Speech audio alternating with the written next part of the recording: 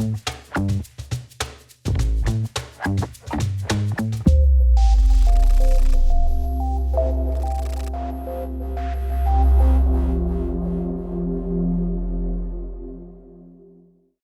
one really knows what's going on in crypto right now, but that's actually okay.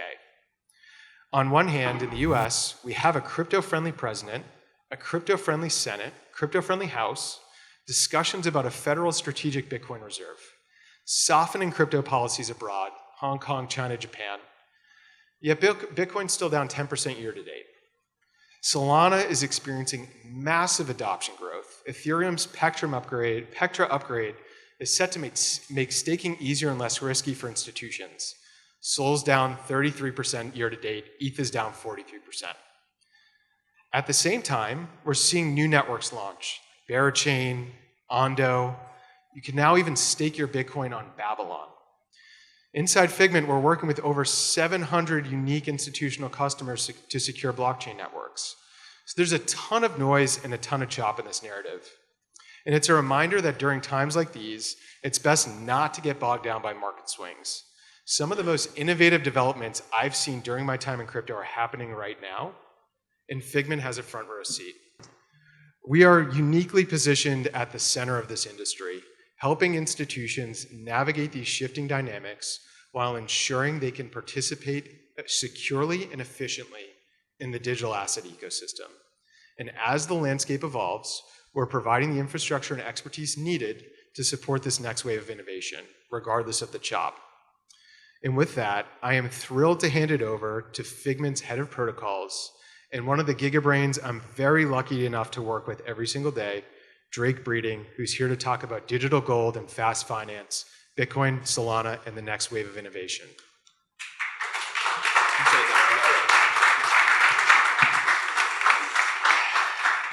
I'm Drake. I work at Figment, head of our protocol strategy team, kind of decide on the new networks we're supporting and all the kind of fun new things happening in crypto. That's what brought these two guys up here with me as well. Nick and Jacob, you guys want to introduce yourselves? Sure. Hi, everybody. I'm Nick Ducoff, head of institutional growth at the Solana Foundation. And hey, everyone. Jacob Phillips, one of the co-founders of Lombard Finance. Awesome. So when we were putting this panel together, we were thinking about dichotomies. And I think the obvious one here is Bitcoin and Solana, right? Bitcoin, 10-minute block times. It's proof of work. It's kind of hard to build on top of. I don't know if you can attest to that a little bit. And then on the other hand, you have Solana, right? 400 millisecond block times, proof of stake / proof of history, right? Designed to kind of be this digital Nasdaq kind of thing.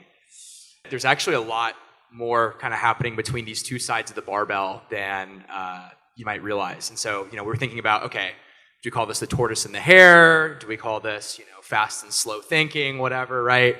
So that was dichotomy number one. And then the second one is, future state, present state, right? What does this next wave of innovation look like in digital assets and crypto markets? And, frankly, think that between these guys up here, we have a really strong sense of what might be coming next. So before we get into the future state, I want to talk a little bit about current state. Jacob, let's say I'm an institution, I hold a bunch of Bitcoin, I finally got approval to buy some. We'll rewind the clock before Lombard and Babylon and all this stuff. Let's say it's a year ago, 2 years ago. What can I do with my Bitcoin besides just, hodl? Yeah, great question. Well, and I think the framing of Solana and Bitcoin within on-chain finance as sort of the contrarian bets you should be making right now, I think is pretty spot on. I'm not sure if Solana is contrarian at this point, but maybe for the ETH crowd. But anyway, the way I think about Bitcoin activity was, if you look at last cycle, Bitcoiners were served really well. Everybody was putting their money into BlockFi. They were lending it to Genesis. Centralized institutions were serving the market fantastically until they weren't. Everything blew up. Next thing you know, there's like this huge gap in the market. And this is where on-chain finance came in. This has kind of been like the MO for on-chain finance. DeFi is never really competitive with CeFi until something happens, till that moment where self-custody starts to matter. All of the things that we harp about from a risk perspective about smart contracts and non-custodial mechanisms come into play eventually. So in this case, you had Bitcoiners who used to be served really well. Now all those mechanisms blew up. The only place you could put your Bitcoin to work to earn some yield was within Bitcoin L2s predominantly first. Babylon popped up with Bitcoin staking, which was a really attractive mechanism, something comfortable to people. And then Lombard's kind of taking things to the next level. Now we're taking that staked Bitcoin, using that as a catalyst, and allowing you to do a little bit of everything else you might want to do. LP into a DEX, deploy to Aave or a Camino on Drift, use as collateral for perps trading, which I think has been big. We saw Athena's basis trading mechanism, I think, kind of be popularized through the tokenized version. And now with LBTC, you can run the same basis trade using Bitcoin in a delta neutral context. So the MO for Lombard is anything you want to do with your Bitcoin, we will find a way to do that. We're primarily focused on opening up opportunities for Bitcoin to come into on-chain financial ecosystems. So predominantly ETH mainnet to start. We're going to Solana soon. You can mint LBTC, our liquid staked representation of Bitcoin, on Base, BNB, a number of other chains. So I think the use cases for Bitcoin within on-chain finance are still developing. They're mostly simple. It's people want to lend it, they want to use it as collateral. Bitcoin as the prime collateral should be more involved in the ecosystem. It's sort of one of those things that it feels contrarian right now, but I think years from now, it's going to be broadly accepted that it was silly that we built DeFi ecosystems upon other assets. All centralized exchanges are built on Bitcoin. Why would the on-chain financial world look any different? So I think all of this is still developing, though. Totally agree. Yeah, appreciate the background and history on that, and agree that the centralization doesn't matter until it does, right? That's the digital gold part. Now we'll do the fast finance part, right?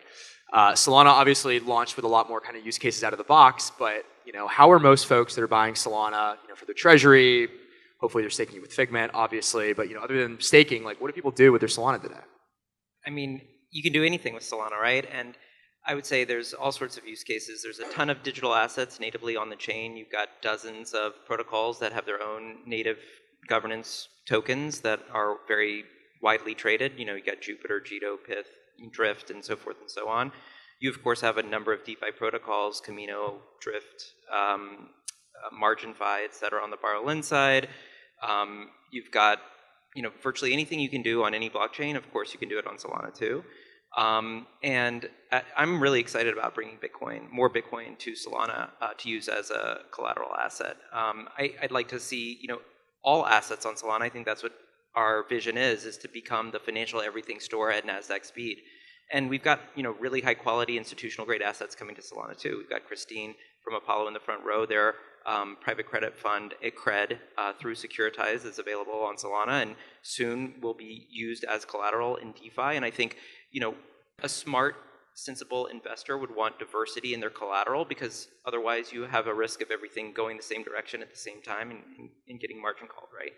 And when you can bring in Bitcoin, private credit, other assets into your collateral pool as a borrower, you just have less risk of, having everything go down at the exact wrong time and getting liquidated. Makes a lot of sense. All right, Jacob, you've kind of started getting into it a little bit. So, at Figment for a while, we've joked, we basically do everything besides Bitcoin, right? We do staking on over 40 protocols, we do ETH, we do Solana, we do all this stuff. And forever, people would say, is there anything I can do with my Bitcoin? How does it work, whatever, right? And so, a few years ago, right, we had folks like BlockFi, Celsius becoming very popular places for people to lend out their assets. And obviously, there were some things going on behind the scenes that were a little uncouth and kind of blew up in its face.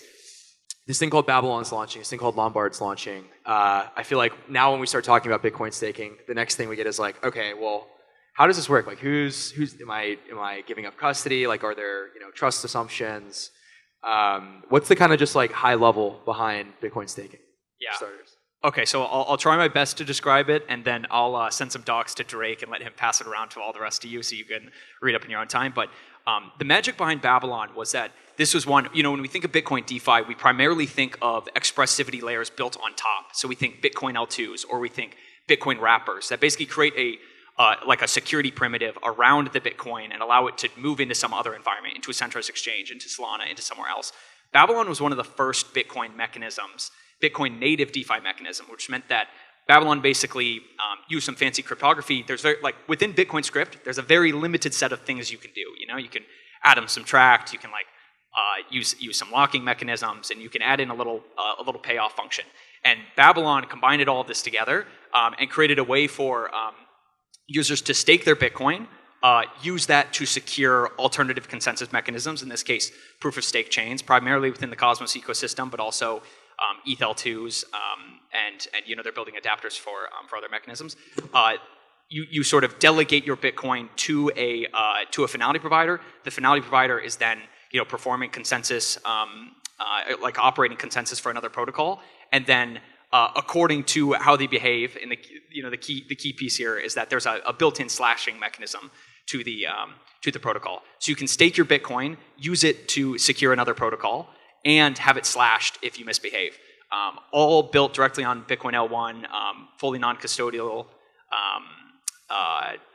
This was I think the biggest game changer. Anytime people had done Bitcoin DeFi before, they'd always introduced some new layer of trust. Babylon was the first to build an attractive yield product that didn't require extra groups of trust. So it's been most crazy, I think, to see is, I said this on stage in Denver, I think Babylon has been the fastest institutional adoption of fastest institutional adoption of non-custodial technology I've ever seen since I've been in crypto. The rate at which custodians picked it up, the rate at which we started to see institutional interest, pretty crazy. And I mean, it's been a privilege working with the Babylon team to sort of make this happen. Lombard's sort of built on top, but I think we're playing the same game. We're all sort of interested in getting more Bitcoin out of cold storage and into something a little bit more active. Heating it up in the microwave a little bit, some would say. No, that's great. All right, Nick, we're going to go over to you next. We talked a little bit about current state of Solana. You started referencing some of the ways people are using it for, private credit funds, tokenization. What we hear, like Anatoly, some of the folks from the foundation will talk about internet capital markets a lot. What does that mean? What's an internet capital market? And, why should folks here care? Yeah, so two of the big rally cries right now within the Solana ecosystem are IBRL, which is increased bandwidth, reduced latency. We often talk about our big fight is not against Ethereum, it's against physics. We want to be able to run the fastest blockchain in the history of the world and continue to make it faster and faster and better. So that's one. The second is internet capital markets. And so going back to the white paper, to Tolly's white paper, he really proposed this idea of Solana becoming the financial everything store at Nasdaq scale and speed. And I think we're well on our way. There's 20,000 plus tokens issued every day on Solana. There's 10 billion of daily on-chain trading activity. There's nearly 100 million daily on-chain transactions and over 6 million daily active users. So we're quickly becoming the venue for this type of on-chain capital activity. And we want to see more of the traditional financial world come on-chain, especially as it regards equities. We think that current financial markets, including accredited investor status, is very paternalistic. I don't know about all of you. Many of you may be accredited investors by the definition, which is $200,000 of income as an individual, $300,000 jointly, or $1 million in net assets. But even if you're not, if you're here in this room and you're messing around in crypto, you're certainly sophisticated enough to know what you're getting into, right? And so why should the government be able to say, no, you can't buy this thing? And same on the issuer side. I'd like to see more companies. So there's fewer companies today listed on public markets in the US than there has been in all of history almost. It's incredibly hard to go public today. But there's incredible private companies that need liquidity. Their investors need liquidity.